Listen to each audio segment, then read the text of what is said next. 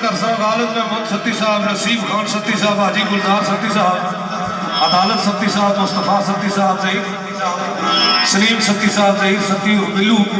नवीद सत्ती साहब, रिसालत सत्ती साहब, सईद सत्ती साहब, अफीक सत्ती साहब, नजीर सत्ती साहब, जरीफ सत्ती साहब, चीफ सलीम सत्ती साहब, हाजी कलीम सत्ती साहब और सरदार वासिफ साहब, सरदार अनसर साहब, फ्रेंड्स ग्रुप फखरे रावलाकोट, इन्होंने नजर सारे दोस्तों ने सरकार हने मुबशर सत्ती साहब, बलाल सत्ती साहब, असद सत्ती साहब, ठाकर सत्ती साहब, इन्होंने सारे दोस्तों ने नजर तो सरकार हने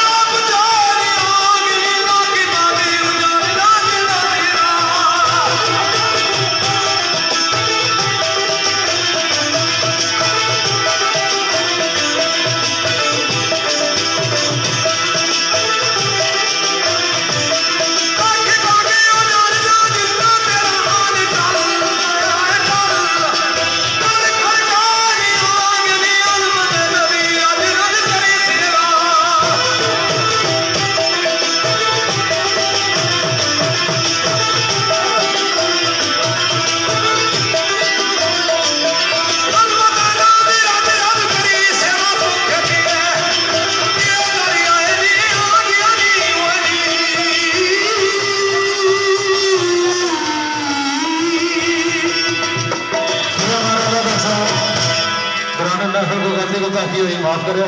यार जिंदा से बाकी